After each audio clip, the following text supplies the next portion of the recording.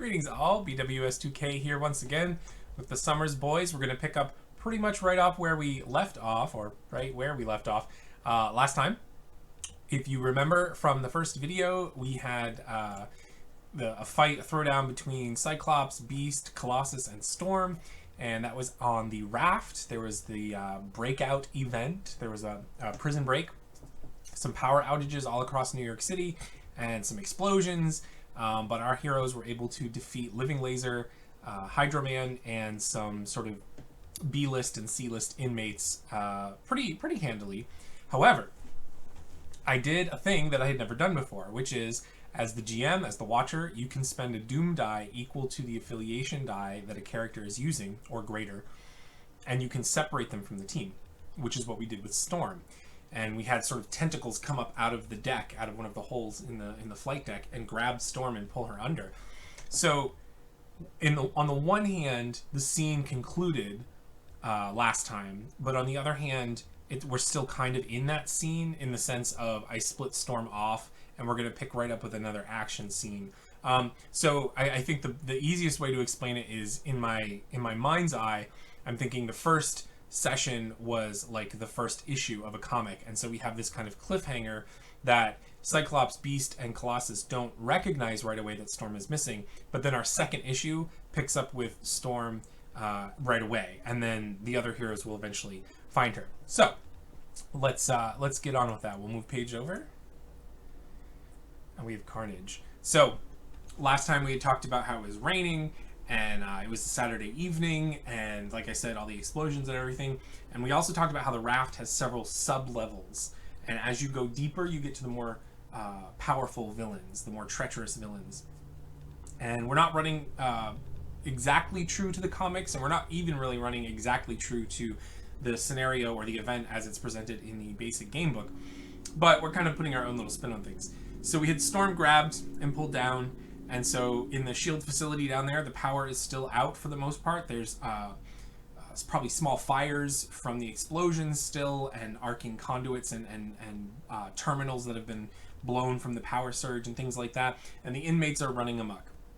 However, where Storm is at, it's dark, it's quiet, or quieter, and there's just this malevolent presence, which, as you can see on the tabletop there, we have Carnage. So Storm is not super familiar with Carnage firsthand, but Cletus Cassidy and Venom, and he's fairly well known in the headlines and things like that.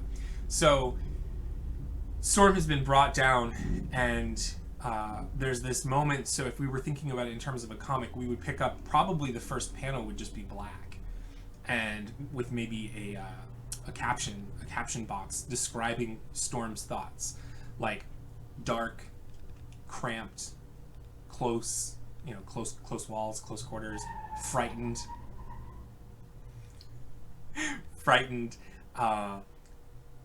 probably something like feeling gross from the tentacles that kind of like grabbed her and pulled her underneath. But she's not wrapped up in tentacles or anything anymore. She's just in the bottom of this corridor. Off in the distance, there's a light. The hole in the deck. Maybe she can see some light coming through, but that's way off in the distance. And actually, no, let's not even do that. I don't even like to give that impression. Let's not do that. It's pitch black right now. But then there's some like electricity that sparks out of an outlet or something like that, and just flickers. The lights flicker down the hallway, because S.H.I.E.L.D. obviously is trying to get the power back on, and she sees this figure Carnage, who just kind of chuckles and just tentacles going all over the place. So what we're going to do, so that's kind of setting the scene. In terms of mechanically, what we're going to do is see where it says separated. What I'm going to do is spend another die out of the Doom pool, and I'm going to create a complication, like a scene complication. I'm kind of bending the rules here a little bit, as I think most Cortex games, you kind of have to do that sometimes. You kind of have to go, oh, well, let's fuzz this over, So I'm going to make a scene complication, which is something I think you can do. But it's going to be a complication to represent the fact that the X-Men are separated. So Beast, Cyclops, and Colossus on their turns, the only thing really they have available to them is I mean, I guess they could make assets to give each other, but they're going to be working to lower that complication. And once that complication is lowered and completely gotten rid of, they will arrive where Storm is. So I'm actually going to spend the D12 out of the Doom pool to make it a D12 separated complication. So let's do that now. So my Doom pool is just 2d10.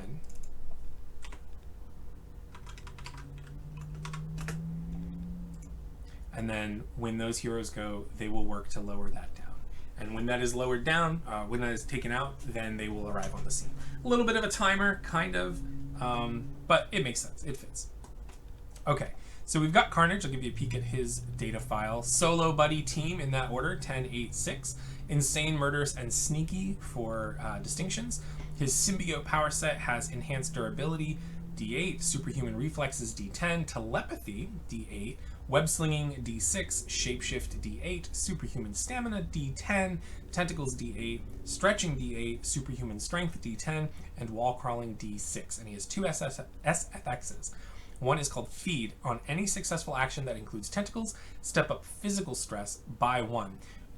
The wording there is sometimes ambiguous, and I misunderstood it for the longest time, but I think what they're trying to say there is he heals.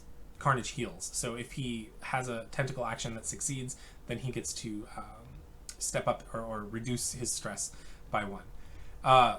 Even though it's called Feed, you would think it would say reduce physical stress by 1 or recover physical stress, because the way it's written makes it sound like it inflicts more physical stress.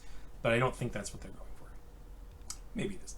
And then they have he has multi-power, which is just you can use 2 or more of his powers in a pool, but you step each one of them down. So we have superhuman reflexes D10, and we have superhuman stamina D10. If we wanted for whatever reason to use both of those in the pool, we could, but they would both become D8s. If we wanted to add a third one, we would step all of them down. They don't have to be the same level. You could do a D10 and a D8, but it becomes a D8 and a D6, right? And then a limit, which makes sense. Fire and sonic vulnerability. When making a reaction against fire-based or sonic-based actions, Carnage takes emotional stress equal to the effect die of the attack, regardless of whether he also takes physical stress. If he's stressed out by emotional stress, he flees immediately. So if you're familiar with the symbiotes, that tracks. And then 3 specialties: Combat Expert, Covert Expert, and Menace Master. So when I play Carnage, it usually ends up, I've usually got a decent Doom pool, and it ends up being a pretty big showdown, and people take a lot of stress. There's a lot of trade back and forth. And if you think about it, I spent a D10 to pull Storm down here and a D12 to make that complication. Otherwise, coming into the scene, I would have 3 D10 and a D12, which is a big Doom pool. And this is usually my close of the first act of the event. So I moved the data files around, so Storm is up at the top, so we don't have to scroll all the way down to the bottom of the page. But she has no stress. Nobody has any stress. I did move the criminal dossier, because we did say that we would have that last for the scene, and we're kind of still in that scene, and it makes sense. I don't know if it will come into play any, but I put it on everybody's sheet, so maybe we wouldn't forget it this time. So who goes first? We're going to have Carnage go first, because that makes sense. So what he's going to do, his goal, actually, I'll share a little peek behind the GM screen. Storm has this limit called Emotional Tempest. Change any goddess of the storm power into a complication and recover emotional stress equal to that power's die size. Activate an opportunity or remove the complication to recover the power. So she can sacrifice a power and turn it into a complication and recover stress equal to that die that she does that. So if she chose to get rid of D8 flight, then she could recover D8 stress, which is cool. But she also has Emotional Link, SFX. Add a die to the Doom pool equal to your current emotional stress to add that emotional stress die to a pool, including a Goddess of the Storm power. So this is kind of like pushing stress, except when she pushes it, she doesn't step up her own stress. She steps up the Doom pool. She's adding that die into the Doom pool. She keeps it for herself as well, but she's now putting dice in the Doom pool, which is cool because she is claustrophobic, and because Carnage has telepathy and Menace Master. So what's happening here is Carnage kind of gives this low chuckle, but he's kind of got like a high-pitched voice, but it's like a quieter high-pitched voice, so it's just kind of like you know, snicker, and it echoes out, and the voice sounds like multiple voices because he's got all of the symbiote on him and stuff like that. And he just kind of whips around his tentacles, and he is mechanically here going to try to cause emotional stress to Aurora. And what he's going to say is he going to even say anything? I don't think he's going to say anything. I think he's just going to make his jaw, I think he's going to have like that grin, that mouth, and he's just going to have it get wider and wider and just start to fill up the hallway with his symbiote form, which would definitely be effective for somebody who is not crazy about this tight corridor, this tight space, right? So that's what he's going to do, and that's going to be to cause emotional stress to Storm. So, first roll of the game, 1d10, because he's acting solo. We're going to go with Murderous at a d8. And, no, we're not going to go Murderous at a d8. We'll go Maze of Hallways. Our scene distinctions, are Very Dark and Maze of Hallways. I'm going to use Maze of Hallways as a d8. Because that's, we're talking about the claustrophobia, right? So d8 for that. Telepathy, I think, is the one that makes the most sense. He's kind of broadcasting that menace. I honestly didn't know that Carnage had any kind of telepathy. I thought, I was kind of surprised to see that on here, but the Menace Master doesn't surprise me, so I think maybe it's going for that. I don't know. I'm not an expert on Carnage. So we're going to throw a d8 in for that. And then Menace Master d10. And again, this is to do emotional stress to Storm. So we've got a d10, a d8, a d8, and a d10. Yeah. A 2, a 7, a 4, a 5. We can do a 12 easy with a d10, so let's do that. Total 12 with d10 for e-stress to Storm. I'll put a question mark because it's not resolved. And that was the action, so then we will come down to Storm's. Here, we'll move my token down. Come down to Storm to do her reaction. Now, she's obviously not part of a team right now, so she's acting solo, which is a 1d8 for her. We have claustrophobic, which is, in this case, it's kind of odd when you have something like that because it feels like, when would claustrophobic ever work for you? But, you know, it's up to you how you want to include it in the pool. But I think in this case, it's definitely a d4 working against her, and she does get a plot point for that. I did put plot points down here. Here we go. She gets a plot point for that, which is good because she doesn't have any plot points to begin the scene. So that's the other thing, right? Is normally when you start a new session, you would all start with one plot point. I carried over the plot point totals as well. So it's kind of like a sub-scene or something like that. It felt right. Followed my heart. In terms of her Goddess of the Storm, I don't think that any of these powers, electrical blast, enhanced senses, psychic resistance, maybe psychic resistance since we're going with telepathy, maybe we could make a case for that.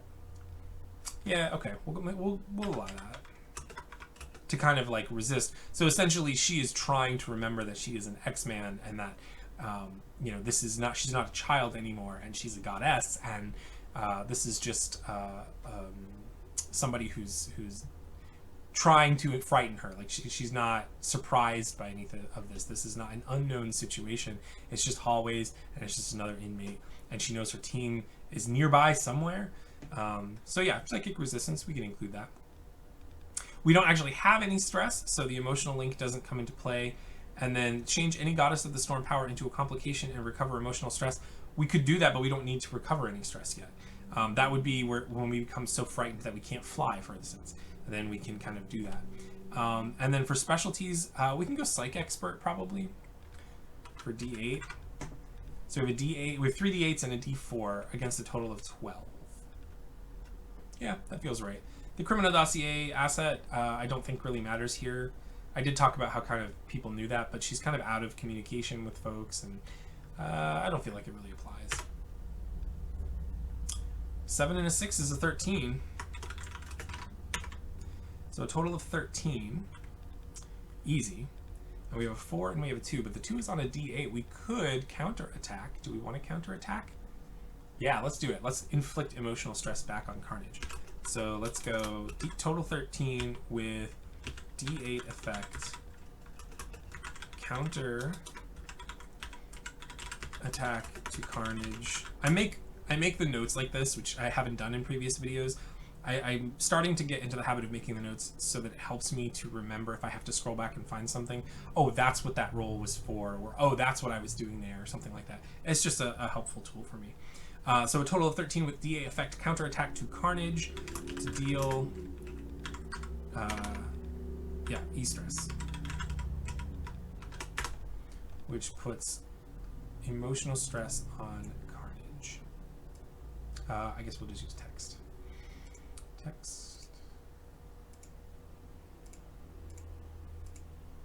I don't know why it doesn't show this on the videos. Like it doesn't pick up the drop-down menus.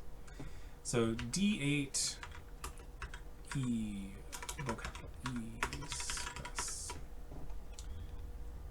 And this is her resisting, so he's reaching out and trying to be like this scary thing, and she kind of grandstands. I don't know that I don't think my I can't do justice to Aurora Monroe when she gets all hyped up and like, you know, goddessy, but she's essentially in this moment like rebuking Carnage, right? And probably saying things like, I am a goddess.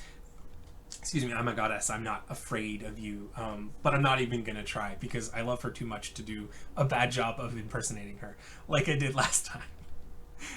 Okay, so that was Carnage's action. That was the only villain in the scene, and there were no hitches rolled or anything or opportunities. So I'm done. So I will then hand it over to Storm, and we'll have Storm go.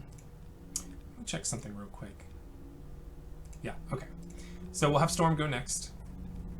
And we've already inflicted some emotional stress, and this feels very much like a battle of the wills. So I'm going to have her push that emotional, or not push, but try to step up his emotional stress. She's now going to be flexing and trying to scare him. And I think I ruled last time, you know, we talked about it. Can Storm herself generate electricity?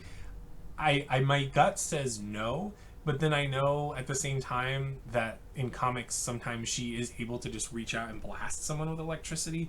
So, while my gut says no, it's one of those circumstances depend, and probably different comics handle it different ways. So we're gonna allow like static electricity and just like little bits kind of like arcing and reaching out to the bulkhead and the deck, and her hair starts to kind of billow up, and her not her cape, well I guess it's her cape, but her like wing cape or whatever starts flowing, and she starts to stand up, and she's still with the sort of grandstanding trash talking on Carnage to try to frighten him into giving up, which as she's doing this, maybe the electricity is kind of like traveling along the deck a little bit, which could be a problem for him. So that would definitely constitute more emotional stress.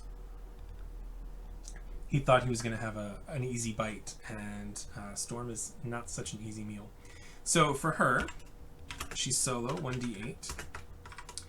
Strong-willed leader, 1d8. Oh, she spent a plot point, though, for her, to inflict that counterattack. So she doesn't have a plot point right now. It would probably be wise for me to hinder claustrophobia again, or claustrophobic, to get a plot point, but we're going by the seat of our pants here. So 1d8 plus 1d8 solo plus 1d8 strong-willed leader. Electrical blast. I mentioned wind, so it's really kind of a weather supremacy situation.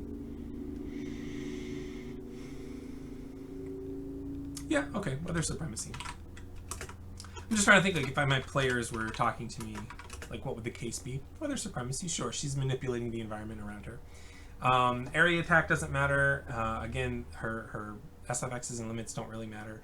And then specialty, I think we're going to go back with Psych Expert, because she's definitely trying to frighten him. So D8, so 3 D8s and a D12. Oh, the D12 was a 1, an opportunity, and the other dice were a 2, a 3, and a 2. Okay, Storm, and you don't have a plot point. All right, I think Storm is not. I think this is not going to go well for Storm. Sorry. So total of we got to go 5 with a D8 effect for E-stress on Carnage.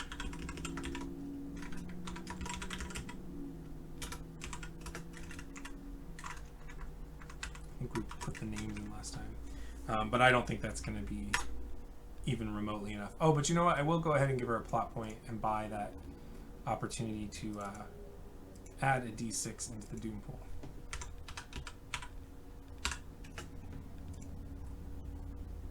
And I don't think it's worth spending the plot point to keep an extra. Because if I spend a plot point to keep... So I have a D8, I have two D8s, and they both roll 2s. And then I have a D8 that rolled a 3. So if I do a 2 and a 3 for a 5, if I spend a plot point, I can make it 7 by adding the other 2, but then my effect die is D4, and 7 is still pretty low. So it's not worth doing that right now. We'll hang on to the plot point. Carnage's reaction roll.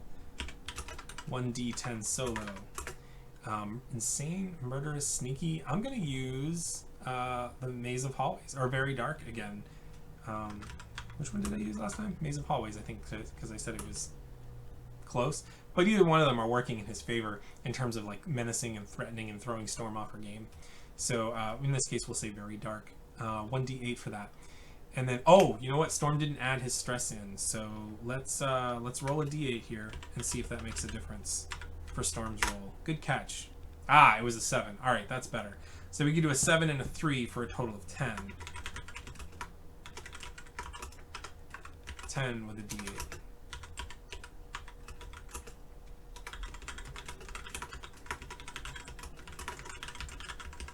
That's, I mean, it may not work because that's the lower side, but it is the lower side of acceptable as opposed to probably not going to happen. Okay, that's good.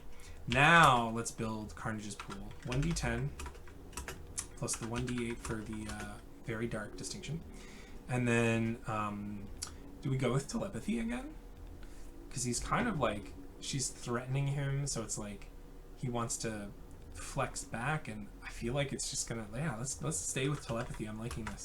I like, one of the really cool things for me about Marvel Heroic is that it's not all physical stress. I love the emotional stress. I love the mental stress. I love the complications, the ability to do things to characters that aren't just punching.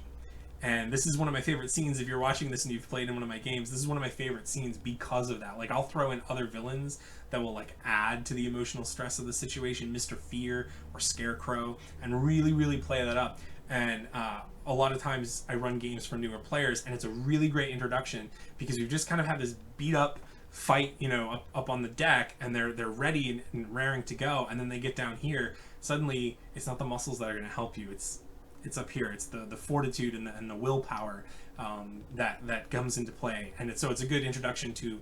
It's not all physical stress. There's other things that happen in the game. I love it. Okay, side rant over. So we've got a D10, a D8, D8 for telepathy. SFXs don't matter. Menace Master does. So 1D10, and this is Carnage's reaction. Ooh, that's a good roll. 9, 4, 2, and 7. So obviously, what we're gonna do here is go with the. We could go with the 9 and the 2 just because that feels like what Carnage would do. Like, he wouldn't go for the big number. He would just go slightly over. But this is what we're going to do. We're going to go 9 and 2. So Carnage's total is 11 with a D10. If I had gone higher, it would have been a heroic. Like, if I had done the 9 and the 7, that would have been a 16, which would have given a heroic success. But my effect die would have been a D8, which would have stepped up to a D10. The way I'm doing it here, I'm still having a total that beats, a total of 11, and I'm having a D10 effect. So it happened last time a couple times too. It happens sometimes where it's, you know, multiple routes to get to the same endpoint. But I just like to call them out because sometimes folks watching me not understand all the stuff that's going on sort of behind the scenes. So Carnage a total of 11 with a D10, and we're going to spend a Doom die to cause emotional stress to Storm.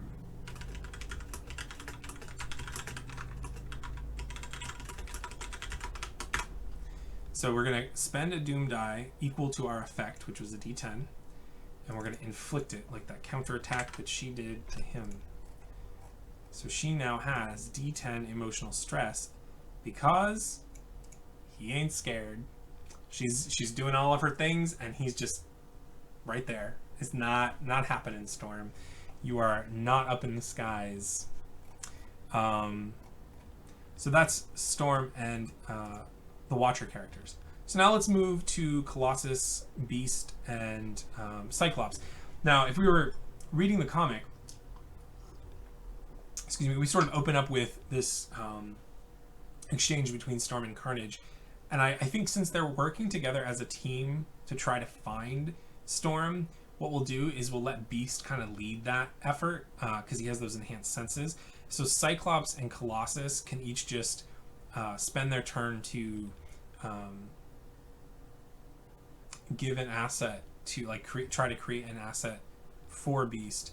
Although I'm thinking about it, I don't think I can just have them give a die. They do have to roll to create an asset that they can then give to someone. I'm gonna check the rules. I'll be right back. Okay, we're back. I checked the rules. It's on page 53. And I'm correct. They would spend their turns to create an asset which they could then hand to Beast. If they fail, they roll against the Doom Pool. If they fail to do that, then the Doom Pool can choose its effect die to be inflicted on Beast as like stress, like he's getting confused or something. So let's do that for Cyclops first. He's going to, I mean, they're both essentially trying to help him, so they don't have giant pools, but that's fine because the Doom Pool isn't really big either. And they're not really the focus right now of what's going on in the story. So he's acting as team, so 1d10. So they're kind of like searching together, like scouring. They've got flashlights or whatever.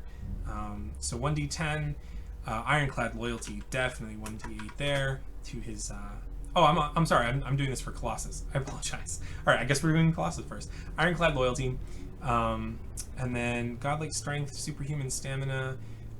no, I don't think any of those things matter. If he had been looking for someone that he thought was damaged or hurt or missing, it could be godlike strength to like lift up rubble, but that's not really what's being described here. Combat expert, psych expert, we'll use psych expert because he's trying to find his friend, and we need 3 dice anyway.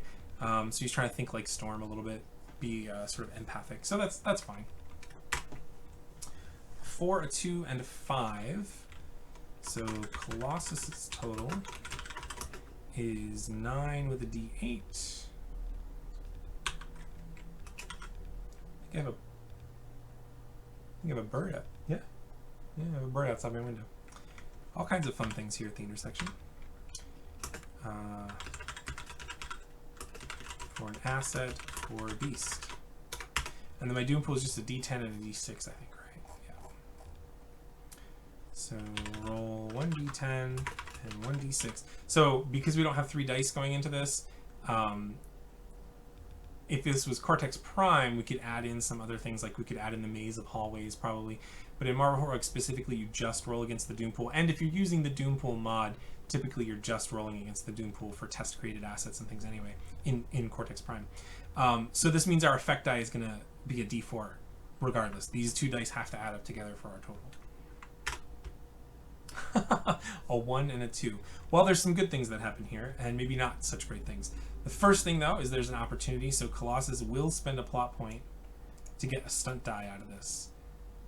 And we'll just relate it to the fact, you're supposed to relate it to powers, but we'll relate it to the fact that he's just so loyal to Storm that whoever has separated them has some serious organic steel wrath coming their way. So he's going to buy a stunt. So the Doom Pool total is just 2, which is actually going to step up Colossus's effect die because he had a 9. And then, so his d8 becomes a d10, so he's going to give a d10 asset to Beast. Oops.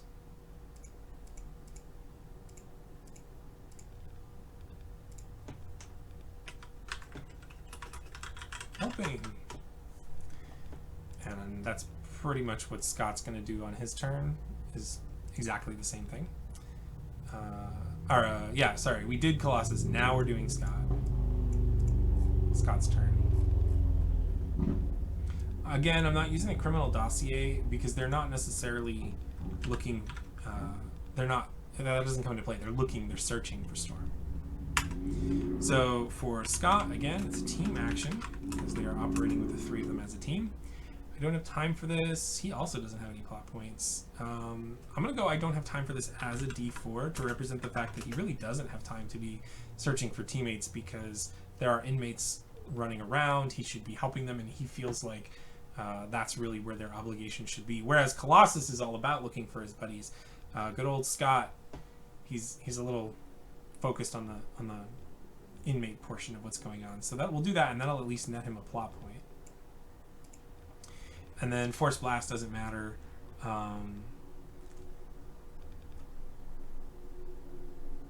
It'd be cool if you could like do low level instead of using a flashlight and then just like illuminate the area. But then that's not really using Force Blast. That's just a light source. So if you were my player, I might allow that though, because that sounds like it's a cool thing. Covert, Combat, Psychic. Already doesn't have Psychic. He has... Should we go Covert? Covert Expert, because he's used to kind of digging through tunnels and stuff a little bit, or being sneaky. Yeah, sure. That works. Not a great roll. Cyclops' total 5 with a D4 effect. But he rolled a 1, so he's going to get a plot point. However, that steps up my D6 to a D8 before I roll, which means now I'm rolling 1D8 plus 1D10 for the Doom Pool reaction. Ooh, 13. With D4 effect. Now, if you remember what I had said, the effect die from the Doom Pool can be inflicted on the person that we're giving the asset to or trying to. So in this case, this is Cyclops being just not being distracted by wanting to be fighting, maybe, probably more than anything, distracted and frustrated and just not focused on the task at hand. And even though he's supposed to be helping Beast, because Beast is like trying to sniff her out and stuff, he's more of a distraction than anything. And so because 13 is a heroic success compared to a 5, that's going to step up the Doom Pool effect die. That's a D4. It's going to become a D6, and we will inflict D6 complication on Beast.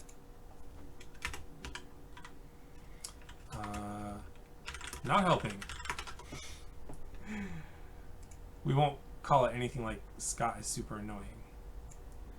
But so he's got that asset to use for his. These are like the D10 is just like a one-shot asset unless Colossus had spent a plot point to keep it persistent. All right, so that's everybody, and then we come to Beast. So Beast is looking for Storm. Technically as part of a team, so I almost did the wrong thing again. 1d10. Smartest man in the room, Renaissance Beast, genetic activist. Those things don't really apply. We can go Maze of Hallways as a d8 to represent the fact that he is like there's no breeze from the outside or anything like that, so probably the scent is stronger. 1d8 for that. Then he gets his 1d10 for Colossus's helping. Enhanced senses, 1d8. It says, oh my stars and garters, spend a plot point to borrow the highest die in the Doom Pool as an asset for your next action. Then step back and return the Doom die. Ooh, that feels like a smart thing to do, doesn't it? Okay, yeah. Oh wait. As an asset for your next action, which is what we're gearing up to do here. So let's spend a plot point. We'll borrow that D10 and then turn it into a D8. We get an extra D10 for it in our pool. And then medical expert, cosmic expert, science master, tech master, combat expert, acrobatic master. What makes the most sense here? I can see a case for science master or tech master. Having to discern between all of the mechanical bits. Maybe he's also looking for traces on the ground of like blood or anything like that. So let's go medical expert D8. Now this action is going to be against the Doom Pool, and it's going to be to lower that complication, that scene complication there. Again, we're bending the rules a little bit about that, but that's how we're doing it. All right, some decent numbers. We can go 6, 5, 4. Yeah, let's do that. So let's do total of 15 with a D10, because we can add the 5 and the 6, and then we can add one of the 4s, the D8 4, which will leave us with the D10 4 that we can use as our effect to reduce complication. ... question mark. And then Doom Pool is just 2d8s. So unless I roll 2 8s, obviously it's not going to... Close, but not close enough. So that's a total of 13. The D4 effect. So Beast reduces the... So essentially by spending by creating a D10 effect or inflicting a D10 effect on the D12 separated complication, then we step it down. Now, next time, if Beast inflicts a D12, it will eliminate the complication. If he inflicts a D10 or less, it will step it down. So if you go above it, you erase it. If you hit it or go below, you reduce it. And that's, you know, we're starting out as a D12. That's why there's no way that he could have an effect die that's greater than a D12. All right, but that's everybody. So we'll reset. And let's get back to Storm and Carnage. I feel like Storm's going to go next. And Storm is, you know, she's right here, isn't she? She's daunted. She's daunted, but I think she's going to really push back and do even step up the game. The wind's going to increase. The electricity is going to increase, and so she's billowing, and so it's just kind of this like show of power, show of strength. Even though inside she's frightened, she's worked up, she's trying to push through that crisis mode, and even channel it into making this big show. So that being the case, we can add a die to the Doom pool equal to our current emotional stress to add that emotional stress die to a pool, including a Goddess of the Storm power. Now, it doesn't say to get rid of the emotional stress. And in fact, Emotional Tempest feels like that's how you would get rid of emotional stress. But that's not what we're trying to do here. So she's going to first take advantage of Emotional Link. Add a die to the Doom pool equal to your current emotional stress. So that's a D10. So the Doom pool is now 2d8 and 1d10. Add a die to the Doom pool, yep, and then add her emotional stress die to a pool, including these things. So before we forget that, let's throw a d10 in her pool. And then d8 for being solo, plus, let's go, the Strong-Willed Leader is really, I feel like Strong-Willed Leader. I mean, it's a battle of wills here. And Weather Supremacy at d12, and then Psych Expert at D8 plus Carnage has D8 E stress. Yep. So she gets to add that in there. And this is to step up his emotional stress. Nice. So she has a total of 17 with a D12.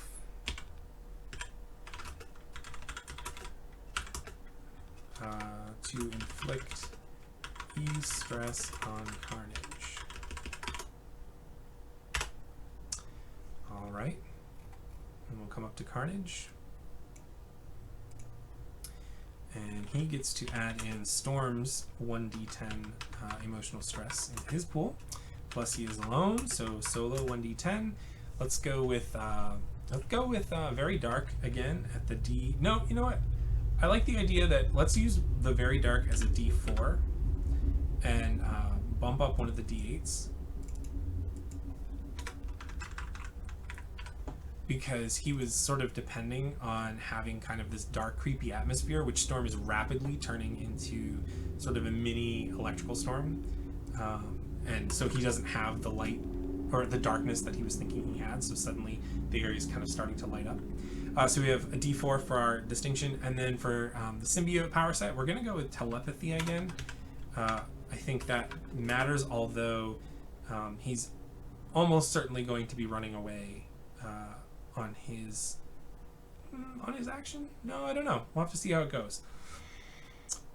And Menace Master, 1d10, and we already added in Storm's stress. So against the 17, yeah. not so great. So what's interesting here is we can do 12, but that's not enough.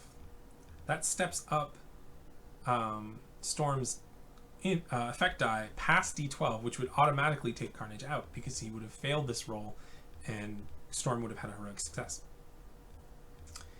And that would pretty much end this little piece, which could be funny because it was sort of a side scene of her having this contest with Carnage, and I like the idea that she's like overcoming her fears kind of and flexing on Carnage, and then having him kind of run away, and then having Beast and Colossus and Cyclops show up and be like, Storm, you okay? And she's like, we're good, no big deal here, you know. I kind of like that a lot, actually. So that's what we're gonna do. So we're gonna go Carnage's total is a 12 with D10 effect, or yeah, D10 effect.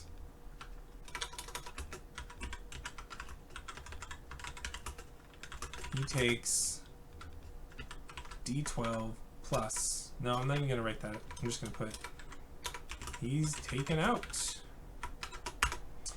So effectively what happened was, because of that heroic success, Storm's D12 became a magical dice that we don't talk about when we're using Cortex games, and it totally just stressed Carnage out. So she, you know, they kind of had this push back and forth, and now she's pushing and she's just exerting her full, you know, one of the absolute, I think I've talked about this in one of my other videos, one of the absolute most profound moments of Storm's like stories that I've ever read, and I'm most familiar with the Essential X-Men volumes, so this was like in the late 70s, early 80s.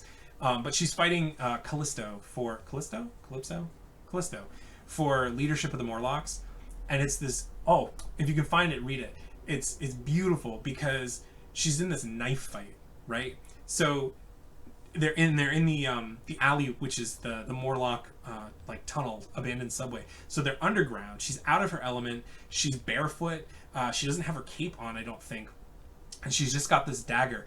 But if you know anything about her, she grew up as an urchin in Cairo, was it? So she has these like street thief skills and kinds of things, and they're having this knife fight, and spoiler alert, she wins, and she straight up stabs Callisto, and there's no dialogue. It's like 3 or 4 panels, and the last panel is like she's just walking away. There's no, if we were watching a movie and we saw that, it would be like the explosion and people like walk away from the explosion, but there's no explosion. It's just the darkness and Callisto's falling over and Storm just walks away. There's like this side to Aurora Monroe that is, yes, you have the goddess and you have this almost primal force that gets lost sometimes when it's like, oh, she's an X-Men, you know, she controls the weather or whatever. No, fam, she doesn't control the weather like a joystick or something like that. She's like almost a weather elemental. She's a goddess of weather control. Like it's supreme. Like she is this being that is so far in some ways beyond us mortals and other mutants. And that has all kind of come through in pushing back against Carnage, which is totally he's booked it. He's like, you know, lets out a squeal, all his tentacles will go nutso, and he just turns tails and runs down the corridor. And then so narratively, that happens, and she's kind of standing there all, you know, in that Wonder Woman pose, right? She's standing there, and the 3 other X-Men kind of come down a beat later, and they're like, Storm, are you okay? We thought we heard something.